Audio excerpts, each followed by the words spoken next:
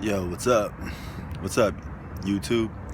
Um, I want to talk about three of the biggest stars in the NBA right now. Three guys I think that are competing for legacy. Three guys that are looking to put their name in the top 5 or top 10 greatest players of all time.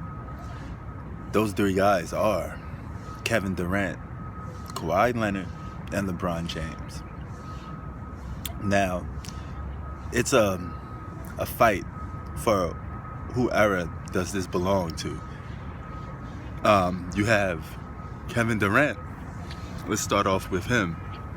I think he has the most to prove out of the three guys.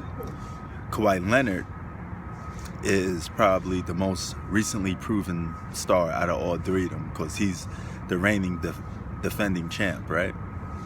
And LeBron James has the better legacy than both of those guys, but he's still trying to prove that he could win another championship, right? Now, what they all have in common, they're all champions, but they're all not satisfied, as you shouldn't be. Even if you have championships, you still shouldn't be satisfied with what you accomplished, right? Now, you have a guy in Kevin Durant that's playing with Kyrie Irving. He wants to prove that he could still be a number one. And you have to also put into question, does Kyrie want to take that back seat? Because no matter how you look at it, there's always going to be a number one and a number two. Two guys can't be the best player on your team, period. You can't have two guys the best player on your team. There's always going to be one guy that takes the final shot. There's always going to be one guy that you rely on during clutch time. There's always going to be one guy that does most of the heavy lifting. There's always going to be one guy that's considered the leader of the team.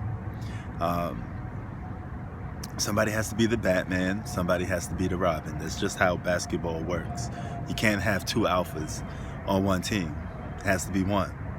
So Kevin Durant has to prove that he could not only be the best player in the NBA, but he has to take the title away from his own teammate. All right? Now, Kyrie Irving spent most of the season being injured, but I think if he played this season, people will start saying, hey, it's his team because he put a mark on the franchise before Kevin Durant can, right? So that leaves the question, out of those three guys, who's going to have the deeper legacy? Who's going to be remembered as the better basketball player, right? You have, next up, Kawhi Leonard, a guy that has a chance to make history. He could win an NBA title for 3 separate franchises. First superstar to do that. LeBron James also has a chance to do that, but Kawhi Leonard's chances just increased. And it looks like the Clippers are still the heavily favorites to win the title, right? And you have Kawhi Leonard, a guy that's considered to be the best player in basketball. Now, that's a question mark because of how they won the championship. They beat the Warriors, but they didn't beat the Warriors because the Warriors was missing 2 of their main players. You know, some could argue Kevin Durant is better than Kawhi Leonard because we never seen Kawhi Leonard really beat Kevin Durant or even outplay Kevin Durant to a certain extent. I've seen both of their matchups, and Kevin Durant seems to get the best of Kawhi Leonard most of the time. And Kawhi Leonard can't do nothing to stop Kevin Durant from scoring. You could see that when he did play in the series against the Raptors, you sensed the shift, right? Even if it was for a little bit of time, you know the game was going different the minute Kevin Durant stepped into the fold. Kevin Durant's like the ultimate equalizer. You put him on a team, he's always that missing piece that could fit in any team and put you over the top. Now, Kawhi Leonard is probably the best two-way player out of all three of these guys, but he still has to prove that he could beat both of these guys under the right circumstance, right? Now, he did beat LeBron as a Spur, right? So he still gets credit for that, and LeBron was still playing not with a full deck, so to speak, because those guys was kind of old, but nevertheless, they were still playing. and they were on a roster. So you have to give him Kawhi Leonard full credit for that. Another by default, so to speak, right? Then you have, lastly, LeBron James, the guy that has the better legacy out of all three of these guys on this list. But here's the problem. He's getting old. He's 35 years old, and he's coming towards the end of his prime. Now, if you watch his matchups against Kawhi Leonard, he seems to constantly lose. He gets outplayed by Kevin Durant right now because Kevin Durant is in his prime and he's not. It was a little more even matched when LeBron was in his prime and Kevin Durant was coming into his prime, which was still an unfair battle for Kevin Durant.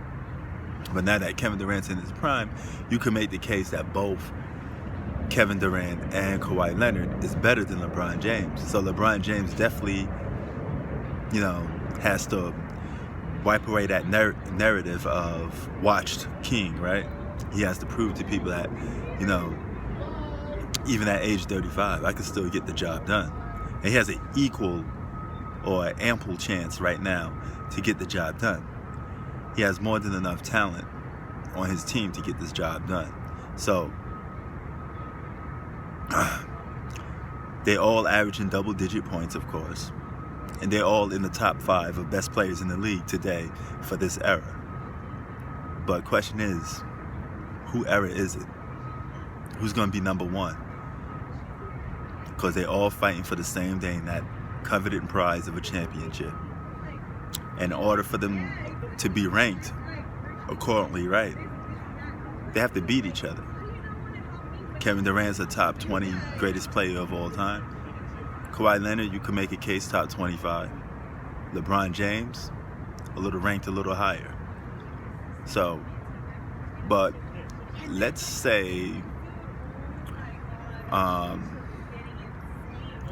LeBron loses or even wins. Matter of fact, switch this. Let's just say he wins, right? If LeBron wins another championship, he's a lock for a top 5 best player of all time. There's no debating that at this point anymore. Right now it's still debatable. But assuming Kawhi Leonard wins another championship, that would bring him from what we consider top 25 to probably top 20. He can't be in the top 10.